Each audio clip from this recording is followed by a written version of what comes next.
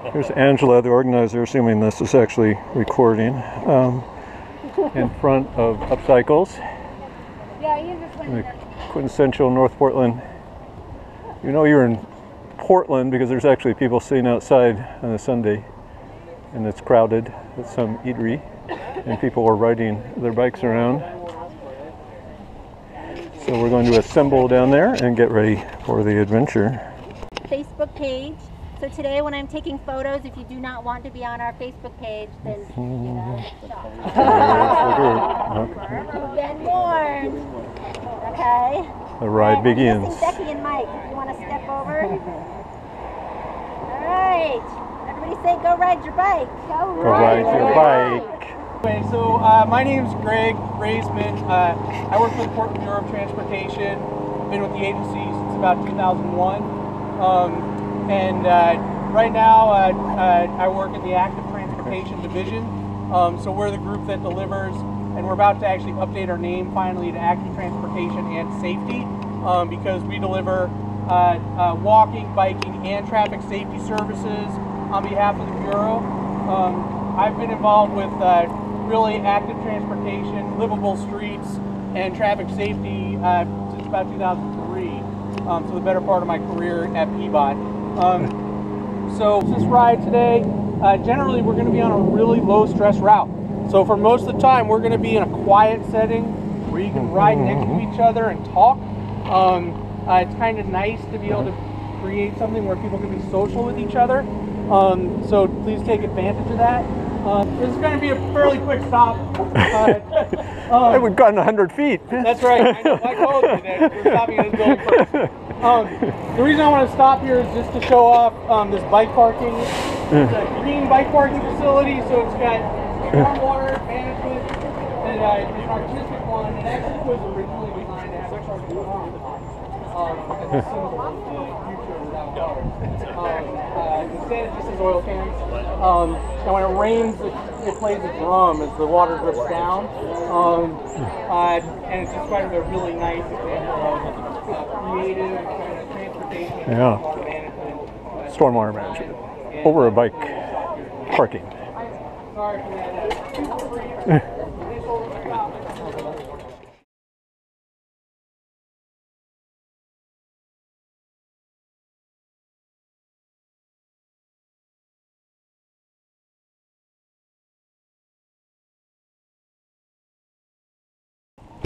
Welcome to the Holman Street Pocket Park. Pocket Park. This really is an epitome of all of the things we like to accomplish with Neighborhood Greenways. So one thing that I have as a goal, a personal goal today, is to convince you to change your Facebook name to Salem Neighborhood Greenway Advocates. Okay. And the reason why is that we really, we manage about a quarter of the landmass of Portland, and I'm sure DPW and Salem has a similar sort of a real estate portfolio, largest in any community. And with that much space, we should be trying to get a lot more out of it than just moving around. It's an enormous asset and resource to accomplish multiple city goals, one of which is riding our bikes in a pleasant place. But I will tell you that as someone who delivers public process, when I'm standing in front of a room full of neighbors, it's really important that I'm speaking to them in a way that says, this is about you. This is about making the place you care about better. It's about solving problems you've been telling us about for a long time, like speeding traffic and cut through traffic and the ability to cross the street to the park when I'm taking a walk with my dog. And so the more that you can really think about your system in a pretty comprehensive way that's addressing a lot of solutions at the same time, it changes the way you think about your design approach, but it really changes the tenor of that conversation. And we can only do what the public will allow us to do. So, if I get in front of a room and say, I'm building a bike boulevard, and I don't ride a bike, how's that for me? How's that not for that person I might think of as a scofflaw who doesn't pay taxes, right? If I'm thinking, well, we want to make this neighborhood better. So here, what we've done, this pocket park here, the curb line actually used to curve in here and you go straight across here. So this used to be street that you're standing on. And there was a little pocket park that had some design issues with SEPTED, crime prevention through environmental design. It was having some issues. It's kind of getting older and decrepit. And so what we said was, we're going to triple the amount of public space and create a community gathering place where there's a potluck every month during nice weather the neighbors getting together at, right? We're going to use that space as a traffic safety feature. So we're going to eliminate the cut-through traffic on the Holman Neighborhood Greenway and on the Durham Neighborhood Greenway, right? And we're going to do some other things with it. So there's some big bioswales over there managing stormwater from the site. We planted trees. This is a collaboration.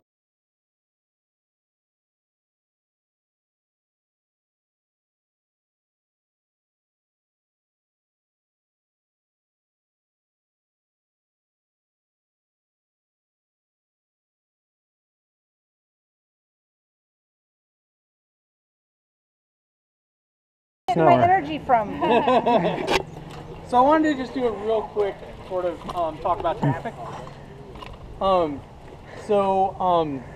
There are, you know, at a basis level, it is a transportation system that we're using. And so what our goals are in terms of how we're developing the Neighborhood Greenway network is all about creating a safe and comfortable experience, an intuitive experience. So the first thing is low speed. So we were successful in the Oregon legislature being able to pass a bill that allows us to make the network 20. If we have a street that's less than 2,000 cars a day with an existing operating speed of 30 miles an hour or less, we mark it for the presence of pedestrians and bikes, which the Sharrow symbol is how we do that here in Portland. And then we adopt a map at City Council. Then we can reduce the speed by 5 miles an hour to 20, typically. So we have about 70 miles of 20-mile-an-hour neighborhood greenways in Portland. We've also recently started having these rider signs to make clear why. And we also like that it's got a pedestrian and a bicycle symbol on it to help people know that it's, you know, really a walking and biking sort of an experience.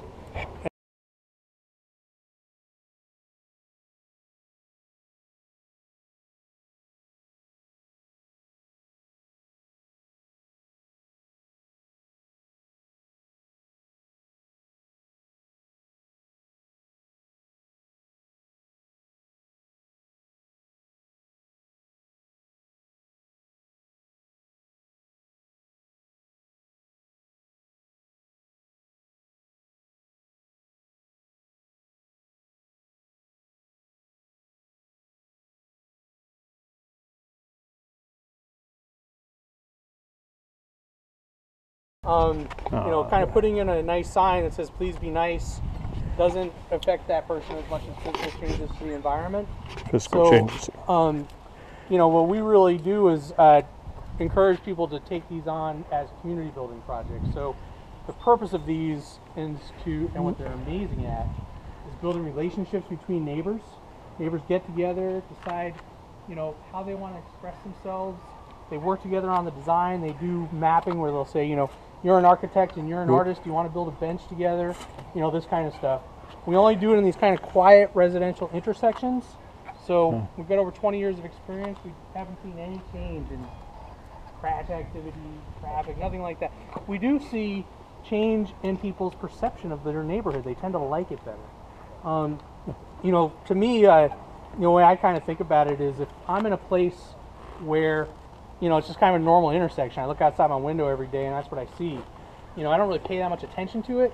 And when something bad happens, it starts to define that experience for me. It becomes, you know, what it means to be there.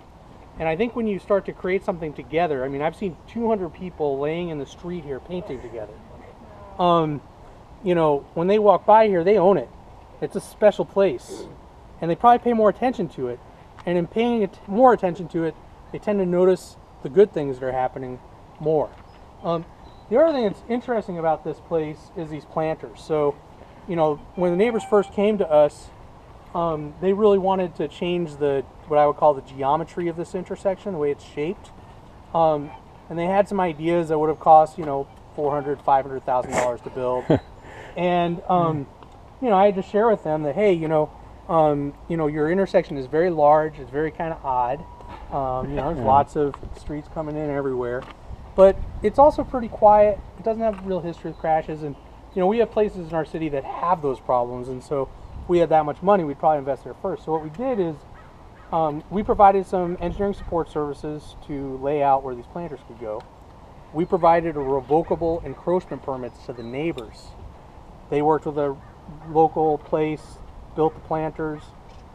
They put it in themselves. Wow. And they maintain it themselves. The freeway on-ramp right here, right? Guys, would you mind making room for...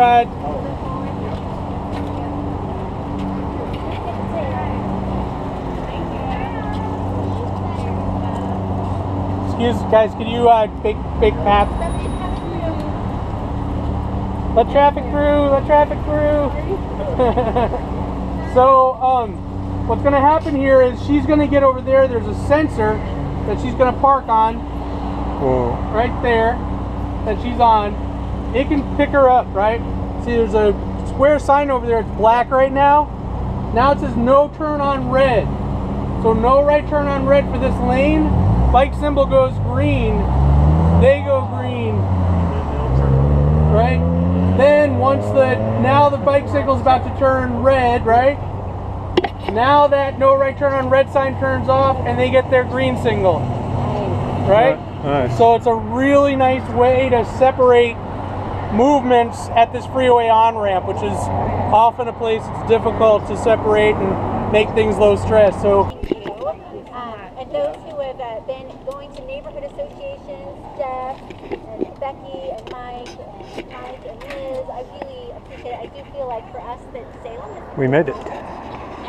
I'm having a chance to see how other neighborhoods have done other things that's really great. And Councilor Diana Dickey, thank you. I love that you're here with us. Yeah, I'm going to buy right here. So yeah, if anybody wants to join us, please do. But thank you, Ann. Keep in touch with Salem Bike Boulevard Advocates. We're ready to change our name at any point. If someone wants to call it Greenways, or if they family breakfast, whatever you want, we're on board. Because I don't want to write any more papers. Because the parks about killed me today, right? But I would totally do through the neighborhood with my kids every day. So yeah, thank you. cool. Yeah, good. All All right, right. thanks everybody. Okay. Really good to meet you. Beer time. Yeah.